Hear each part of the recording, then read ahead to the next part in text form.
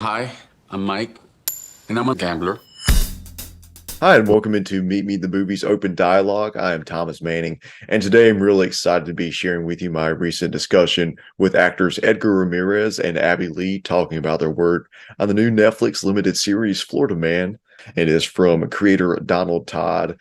This was a very fun conversation just talking to Edgar and Abby, and I really appreciated their energy and their thoughtfulness they brought. Even though we only got about 5 to 6 minutes to speak together, I just really enjoyed their insight and I've been a fan of both of theirs for quite some time. Edgar, of course, I love him in the Tony Scott film Domino and also The Bourne Ultimatum. And Abby, Mad Max Fury Road, one of my favorite action movies of all time. And her performance in M. Night Shyamalan's Old is one that has stuck with me since I saw that about a couple years ago at this point. So, yeah, I just really appreciated this opportunity to speak with them. So, thank you so much for watching and listening as I talk to Abby Lee and Edgar Ramirez about Florida Man. Well, I really appreciate both of you taking the time for this and really excited to be talking with you about Florida Man. And I want to say I just love the title of the show itself and how that's a play on all the news headlines we hear and the wild stories that come from the state of Florida. So I want to ask, what kind of background, if any, did each of you have with the state of Florida prior to making the show? And, are there any memorable stories or headlines that you'd heard that really stuck out? My main experience with Florida was a long time ago, doing a job in Miami, and coming from Australia, where there is there's a more conservative nature in the way that people express themselves, I feel, in Australia. Whereas when I went to Florida, to Miami, the sheer size of things and the extravagance of things, and there was a slight absurdity to some parts of Miami that I found that I just thought were fantastic. And so for me, I guess my first experience of Florida was just, I was in awe of it because I'd never really seen anything like it. So that. I would say that's my experience of it. Yeah. No, the first time that I came to the United States, it was to the state of Florida. I mean, as a Venezuelan, I went to Disney World, went to Orlando, and I wanted to practice my English, and turned out that everyone spoke Spanish in Orlando. So, and actually in the Orlando area is where the show is kind of like recreated, in the coastal part of Central Florida.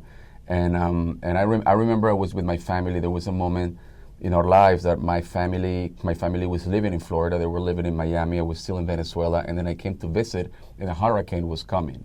And then my dad didn't pay attention. He's like, "No, this is just the media telling that the hurricane is coming," and he didn't want to, like evacuate until, basically we needed to evacuate. And then we went to Orlando, and once we got to a hotel in Orlando, there was a tornado warning.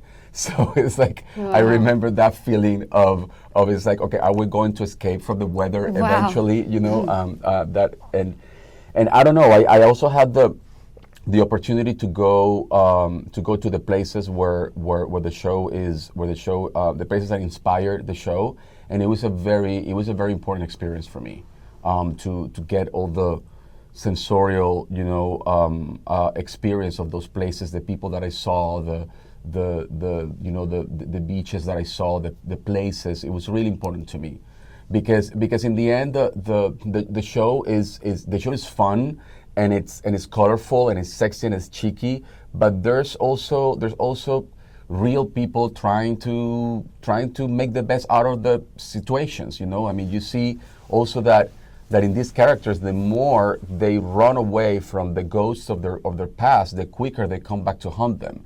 So basically, our characters, Abby's character Deli and my character Mike, the more, I mean, like, their way out of trouble is to create more trouble. Which in a way is kind of like the spirit of the Florida Man meme. Mm-hmm. Like, there's always a very extravagant, crazy way for someone to resolve a situation, and that's what we do in the show. We try to really stay out of trouble by making and creating more trouble, which I think that many people can identify with. Mm-hmm. Absolutely. Well, thank you so much for sharing that. And I also want to ask about working with, of course, Donald Todd as supervisor of the series. And you also each worked with a total of 4 directors across the 8 episode series. So, what did each of you notice in terms of transitioning between the different directors over the course of the season and adapting to their filmmaking approaches? Well, it's a very interesting experience having to work with numerous people with one character, because a new director comes in and they have their own idea of ways that they might want your character to move or behave, and I don't mean physically move, I just mean move through the world, the way that they move through the world and the way that they respond to people. And there can be an instinct to want to push against that because you've made really solid decisions about who you think your character is. But there's something interesting about allowing that to come through and see what perspective it can put on your character that you maybe haven't seen before. And I didn't find that there was any moment where I was like, that's completely wrong. There was sometimes you had to negotiate, but for the most part, I found all the directors fantastic to work with in their own way, and to have Don as kind of, you know, that godlike figure just watching over everyone and making sure that the pieces are all, they're constantly being put together in the right way and keeping with the show's tone and what the show's trying to say. And Don was the perfect person for that because he's the main writer and the creator, and he really understood. He understands the tone that he needed, and he's a very funny man. Yeah, he is. So doesn't matter what you come at him with, he's always got a joke about it, no matter how serious it is. So Don kept things very light.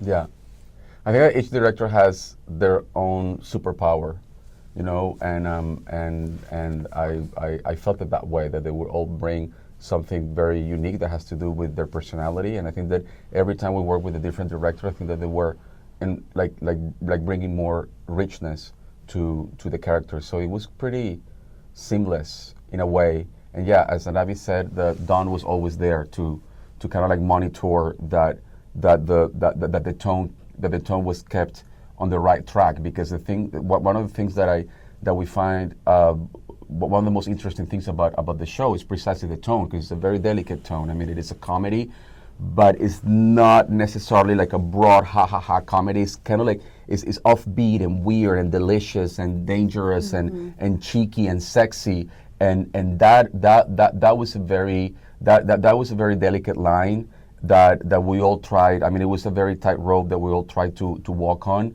Everyone, I mean, the actors, the directors, the producers, everybody was collaborating to keep that tone, to be faithful to that tone. So it was, and I hope that you guys will enjoy it, because as much as we did. Well, Edgar and Abby, I know you both have a very busy day, but I really do appreciate you fitting me into your schedule, and hopefully we get another chance to talk about some of your future projects. Thank you very much. Thank you. Thank you. We're talking about $100 million. We're here to join forces. I'm running this show. We do it tonight or never.